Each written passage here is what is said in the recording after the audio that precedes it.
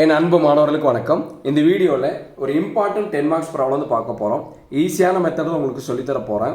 Video skip பண்ணாமல் முழுமையாக பாருங்கள். இப்போ தான் நம்ம சேனலுக்கு நீங்கள் புதுசாக வந்திருக்கீங்கன்னா சரவணகுமார் மேக்ஸுங்கிற சேனலை மறக்காமல் சப்ஸ்கிரைப் பண்ணி வச்சுக்கோங்க. உங்கள் நண்பர்களுக்கும் ஷேர் பண்ணி விடுங்க. நம்மளால் முடிஞ்ச உதவியை நம்ம மற்றவங்களுக்கு செய்யலாம். பாருங்கள், கொடுத்துக்கூடிய கொஸ்டினை பார்ஷியல் ஃப்ராக்ஷனில் எழுத சொல்கிறாங்க. இந்த மாதிரி பார்ஷியல் ஃப்ராக்ஷன் எழுத சொன்னாங்கன்னா ஃபஸ்ட்டு நம்ம பார்க்க வேண்டியது டினாமினேட்டர் தான் பார்க்கணும். இந்த டினாமினேட்டருங்கிறது பார்த்தீங்கன்னா இந்த கீழே இருக்கிறது தான் டினாமினேட்டர். டினாமினேட்டர் வந்து ஃபேக்டரைஸ் பண்ணி கொடுத்துருக்காங்களான்னு பாருங்கள். இங்கே பாருங்கள், x+3 × x-4ன்னு சொல்லி அவங்களே ஃபேக்டரைஸ் பண்ணி தனித்தனி ஃபேக்டராக தான் கொடுத்துருக்காங்க. x+3ங்கிறது ஒரு ஃபேக்டர், x-4ங்கிறது ஒரு ஃபேக்டர், தனித்தனி ஃபேக்டராக கொடுத்துருக்காங்க. அடுத்து நம்ம பார்க்க வேண்டியது எக்ஸினுடைய பவர் வந்து 1 இருக்கான்னு பார்க்கணும். இங்கே பாருங்கள், எக்ஸினுடைய பவர் வந்து 1 தான் இருக்குது. இங்கேயும் வந்து எக்ஸினுடைய பவர் வந்து 1 தான் இருக்குது. எக்ஸினுடைய பவர் 1 இருந்தால் அது பேர் வந்து லீனியர். புரியுதுங்களா? இது வந்து லீனியர் ஃபேக்டர். இது வந்து ரிப்பீட்டட் ஆகலை. ஏன்னா x+3ங்கிறது வேறு, x-4ங்கிறது வேறு. அப்போ லீனியர் ஃபேக்டர் ரிப்பீட்டட் ஆகாதனால இது வந்து நம்மளுக்கு எதில் வந்துடும்? டைப் 1ல் வந்துடும். சரிங்களா? இப்போ என்ன பண்ணலான்னா ஸ்டெப் 1 எழுதிட்டு ஸ்டெப் 1 ஷார்ட் ஃபார்மாக வந்து எழுதியிருக்கேன். ஸ்டெப்போட ஃபஸ்ட் லெட்டர் எஸ், இங்கே வந்து 1ன்னு போட்டிருக்கேன். ஸ்டெப் 1 கொடுத்து கொஸ்டின் தூக்கி அப்படியே எழுதுங்க பார்க்கலாம். x/x+3 × x-4 எழுதிட்டு இங்கே பாருங்கள், 2 ஃபேக்டர் இருக்குங்களா?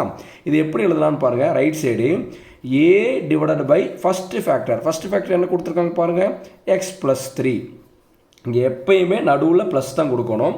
அடுத்து second factor b/ second factor என்ன கொடுத்துருக்காங்க பாருங்கள், x-4. இன்னொரு தடவை சொல்லட்டுங்களா எப்படி எழுதணும் பாருங்கள். a/ x+3 எழுதணும் first factor, plus b/ second factor x-4 எழுதணும். எழுதிட்டு இதை பாக்ஸ் பண்ணி இதுக்கு வந்து ஈக்குவேஷன் நம்பர் 1ன்னு சொல்லி பேர் கொடுத்துக்கலாம். இப்போ ஏபிங்கிறது கான்ஸ்டன்ட். இந்த 2 வேல்யூ வந்து ஏபி நம்ம கண்டுபிடிச்சிட்டோம்னா அந்த கண்டுபிடிச்ச ஆன்சர் வந்து ஏக்கு பதிலாக பிக்கு பதிலாக கொடுத்துட்டோம்னா இந்த ப்ராப்ளம் வந்து முடிஞ்சு. சரிங்களா? இப்போ நம்ம ஸ்டெப் 2ல் நம்ம என்ன பண்ணோம்னா நல்லா கவனிச்சுக்குங்க. ஃபஸ்ட்டு ஃபேக்டர் என்ன கொடுத்துருக்காங்க பாருங்கள், x+3. அதை வந்து =0 கொடுக்கணும்.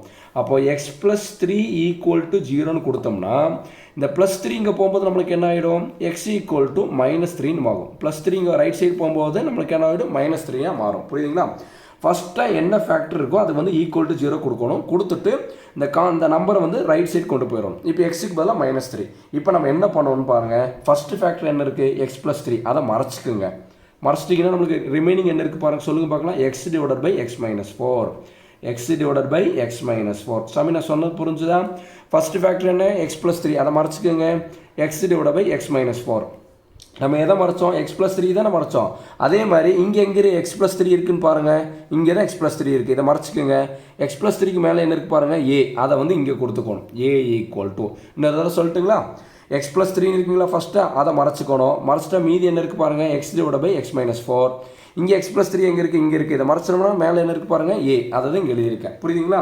இப்போ நம்ம என்ன பண்ணணும்னா இந்த x = -3 அந்த எங்கெல்லாம் x இருக்கோ, இந்த இதில் எங்கெல்லாம் x இருக்கோ அங்கெல்லாம் நம்ம என்ன கொடுக்கணும், -3 கொடுக்கணும். x வந்து இங்கேயும் இருக்குது, இங்கே இருக்குது. கரெக்டுங்களா? அந்த 2 இடத்துல நம்ம என்ன கொடுக்க போகிறோம், -3ன்னு கொடுக்க போகிறோம். அப்போ இந்த x-க்கு பதிலாக -3 இந்த x-க்கு பதிலாக -3 -4. புரியுதுங்களா? மேலே கூடிய -3 அப்படி வச்சுக்கலாம். கீழே வந்து -3 -4னா -7 வரும். தெரியலையா, கால்குலேட்டர் எடுத்து டைப் பண்ணிக்கோங்க. -3 -4 அடிச்சிங்கன்னா வரும் -7. இந்த மைனஸ் கேன்சல் பண்ணிடலாங்களா? அப்போ a = என்ன ஆன்சர் வருது பாருங்கள், 3/7. ஈஸியாக இருக்குங்களா? a = 3/7. அவ்வளோதான். அடுத்து நம்ம என்ன பண்ணோம்னா ஃபஸ்ட்டு ஃபேக்டரை வந்து =0 போட்டோமா.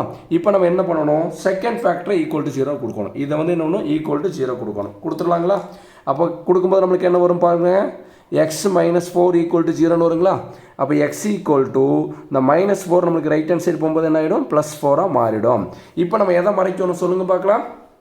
செகண்ட் ஃபேக்டர் தான் மறைக்கணும். செகண்ட் ஃபேக்டர் என்ன இருக்குது, x-4. இதை மறைச்சிடலாங்களா? மறைச்சா நம்மளுக்கு ரிமைனிங் என்ன கிடைக்குது பாருங்கம்மா. மறைச்சதுக்கப்புறம் x/x+3ன்னு கிடைக்குதுங்களா, x/x+3. இங்கே எதை மறைச்சோம், x-4 தானே மறைச்சோம். அதே மாதிரி ரைட் சைடு எங்கே x-4 இருக்குன்னு பாருங்கள், இங்கே தான் x-4 இருக்குது. அப்போ இதை மறைச்சிக்குங்க. இந்த x-4க்கு மேலே என்ன இருக்குது பாருங்கள், bன்னு இருக்குங்களா, அது இங்கே எழுதிக்கிங்க. b = புரியுதுங்களா? இங்கே x-4 மறைச்சி x/x+3ன்னு எழுதினேன். அதே x-4 இங்கே மறைச்சி x-4க்கு மேலே என்ன இருக்குது, b இருக்குங்களா, b = x/x+3ன்னு எழுதியாச்சு.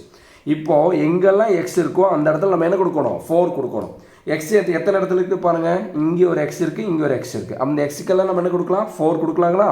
மேலே இருக்கிற எக்ஸுக்கு 4 டிவைடட் பை கீழே இருக்கிற எக்ஸுக்கு என்ன கொடுக்கலாம், 4 + 3. புரியுதுங்களா, எக்ஸுக்கு போல் 4 கொடுத்தாச்சு. இது 4 + 3 என்ன வரும், 7. அப்போ பியோட ஆன்சர் என்ன பாருங்கள், 4/7.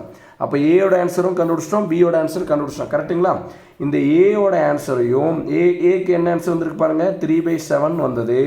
பியோட ஆன்சர் என்ன வந்தது பாருங்கள், 4/7 வந்தது. ஏயோட ஆன்சரையும் பியோட ஆன்சரையும் எங்கே கொடுக்க போகிறோம்னா ஈக்குவேஷன் நம்பர் 1ல் கொடுக்க போகிறோம். ஈக்குவேஷன் நம்பர் 1 எதுன்னு சொல்லுங்கள் பார்க்கலாம். இதுதான் equation number 1. Left hand side என்ன இருக்குது, X divided by X plus 3 into X minus 4. அதை அப்படியே எழுதிக்கலாங்களா. இதை வந்து ஸ்டெப் 3ன்னு எழுதிக்கலாம், ரிசல்ட்டை வந்து ஸ்டெப் 3ன்னு எழுதிக்கலாம். லெஃப்ட் சைடு அப்படியே எழுதிட்டேன். ஈக்குவல் டு இந்த ஏ இருக்குது பார்த்தீங்களா, இந்த ஏக்கு பதிலாக இங்கே என்ன ஆன்சர் வந்துருக்கு பாருங்கள், 3/7. அப்போ இந்த ஏக்கு பதிலாக நம்ம 3/7 இங்கே கொடுக்க போகிறோம். 3/7. 3 வந்து நியூமரேட்டரில் இருக்கக்கூடிய, அதாவது 3/7 வந்து 3 வந்து நியூமரேட்டர்லையும் 3 நியூமரேட்டர்லையும் டினாமினேட்டரில் 7ஐயும் கொடுக்க போகிறேன். மேலே 3 கீழே 7. புரியுதுங்களா. அப்போ என்ன வரும், மேலே 3 கீழே வந்து 7 வருங்களா.